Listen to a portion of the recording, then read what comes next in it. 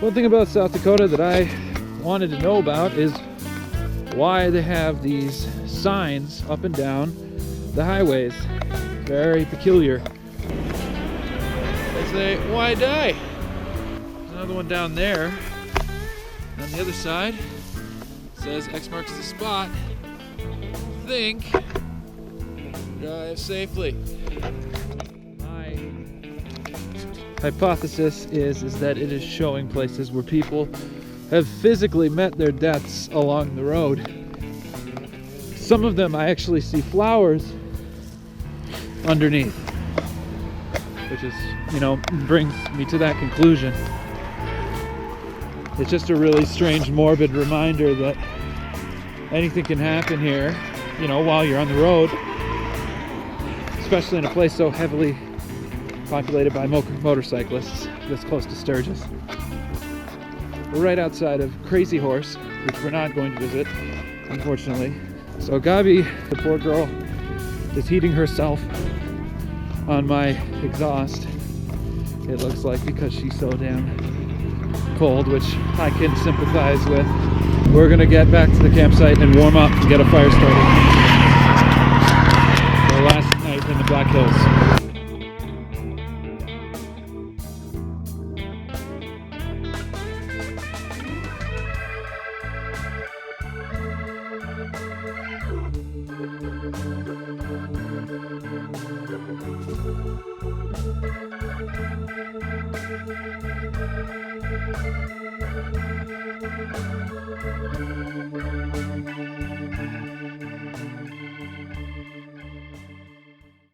It rained a bit more in Custer, unfortunately.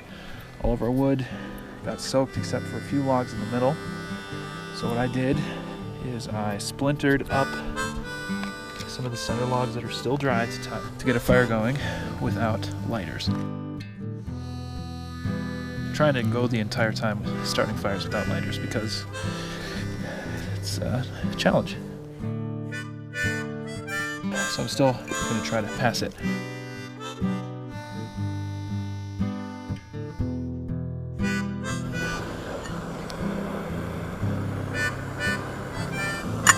Almost.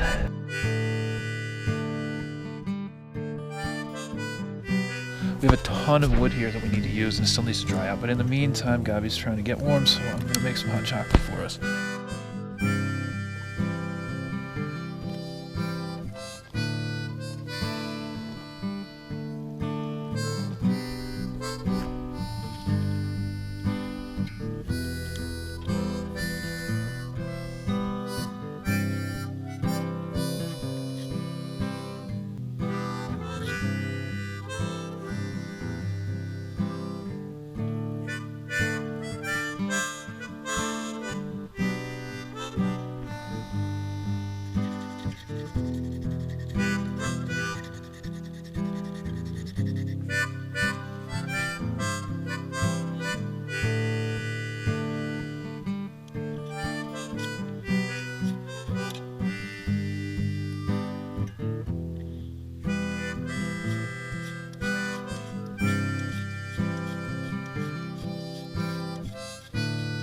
Well, that sucks.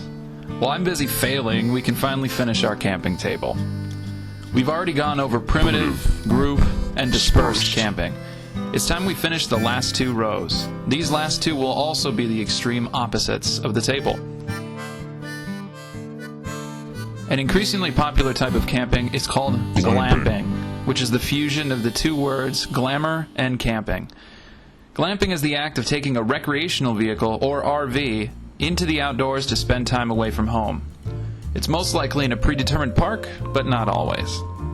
Glamping may also include decadent tents and makeshift structures that bring the comfort of home to the great outdoors. Now, many campers who are on the more crude, simple, and rough path when it comes to camping may look down upon glampers. There are very little skills to be learned when you're glamping other than those required to get a job to support such an expensive hobby. Glamping might be a pampered way to get to the outdoors, but for some folks it may be the only way. People with disabilities and the elderly may want to begin or continue a habit of camping with Mother Nature, but the only way to do so is to glamp. Also, some of the most generous, outgoing, and sociable campers I've ever met were glamping. It all depends on your perspective. I won't lie to you either. When I'm riding with all my gear down a waterlogged highway while rain is being dumped out of the sky in buckets, I sometimes pass a family in one of those warm, spacious, comfy RVs, and I think, that'd be a really nice way to travel right now. Glamping is easy. Aside from learning to drive such a large vehicle and routine maintenance, you're normally sitting pretty high and dry. In practice, glamping is basically driving a small, elongated house into the wilderness. The amount of amenities is high. You'll normally have water and electric hookups to your RV, so there's no need to worry about carrying water anywhere or if you'll have to keep warm. Cooking can be done on electric stoves inside the RV, and you'll have your fair share of light. The cost of this opulent hobby is high. There's insurance premiums on the RV. There's the cost of campsites with water and electric amenities, not to mention the gas required to power such a beast of a vehicle. The amount of equipment required for glamping is extremely high. I only say this because there's so much involved in the RV. There could be retractable awnings, kitchenettes complete with stovetops, mini fridges, and bolted-down dining tables, full-size grills, not to mention a queen or king-size beds or bunk beds for the kids. While these vehicles seem to have it all, they can only go so far. If you really want to get into the great outdoors where the RVs can't follow, you'll have to bring a tent. It's a good thing you can store that next to the grill and bag platforms. The last kind of camping I have to explain would be bushcraft. If camping were a video game, this would be hard mode. Bushcraft is the art of going into the wilderness with as few tools as possible and bending nature to your will. The word bush in this context in English comes from the Dutch word for forest, which is bos. The Dutch named wooded and unfarmed areas of their colonies that were still in a state of nature bos, which was bastardized to bush in English colonies. A bushwhacker in English is close to the Dutch word for boswachter, which means forest watcher or forest ranger. Look, English is a Germanic language, and the closest cousin language still surviving after being isolated on an island for 1,000 years or so is Dutch. Anyway, the techniques learned in bushcraft is enough to raise your chances of survival in a Robinson Crusoe situation by at least 200%. Simple techniques in bushcraft could save your life. Normally, fires are started by bow drill or other primitive fire-starting techniques, and tents are completely out of the question. Food isn't typically brought with either. Those practicing bushcraft will typically create crude traps to hunt game or fish with primitive techniques. A tarp, knife, backpack, and a pot for water are typically as luxurious as it goes. Bushcraft is also made popular through TV shows such as Naked and Afraid, Dual Survival, and my favorite, Les Stroud's Survivor Man. There are also many YouTube channels dedicated to the art. I give bushcraft an extreme difficulty. Bushcraft isn't just uncomfortable. Getting seriously into it and spending several nights in the wild like this can be hazardous to your health. Cold, rainy nights, purifying all your water, cooking game correctly, and blazing a trail away from civilization can be dangerous. It's not meant for everyone, and I won't claim to be one of them. My skills would need serious work. There are no amenities when it comes to bushcraft. None. It's typically done in areas where dispersed camping is allowed or Bureau of Land Management land. Like all kinds of camping, you must leave no trace. The cost can be very low. What bushcraft lacks in cost, it makes up in skill. Some skills, when practiced, can last you the rest of your life and may require very little tools. Skills such as learning how to build a cot to sleep in or to tie knots could be like riding a bike. After much practice, it can come right back to you. The amount of equipment needed is Next to none. Again, there's no limit to what you cannot bring. Instead of a pot of water, some bushcrafters may grind stones into bowls or fry meat on heated up boulders. Instead of a knife, some may flint knap their own tools such as scrapers and projectile points. That's about it. I'll reference these types of camping again in the future. And now that we're done talking about skilled people, let's see how my fire starting is going.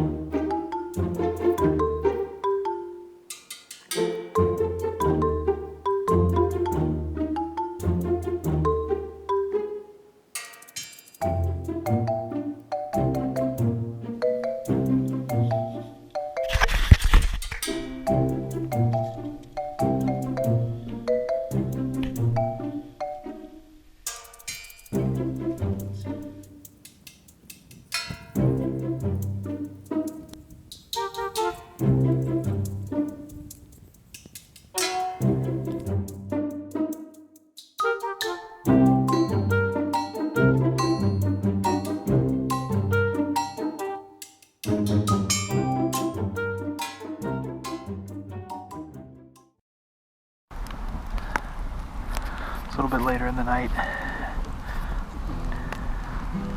We're about to be making, I'm gonna make some chili here for Gaby. She is shaking, she's freezing.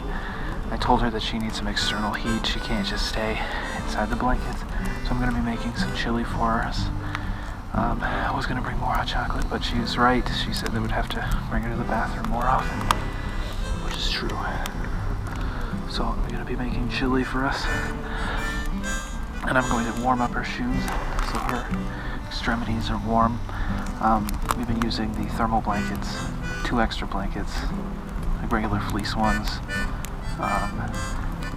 And we have a separator in the tent between us and the ground, underneath the tent itself, and a mattress with the sleeping bag. I mean, we do everything we literally can to get the cold out. So ends our last night in the Black Hills. If you'd like to see more of my episodes, please hit subscribe. One day I plan on doing something big with this channel, and your support could make that happen. Please give it a like if you're also a fan of the episode too. Until next time, current and future travelers.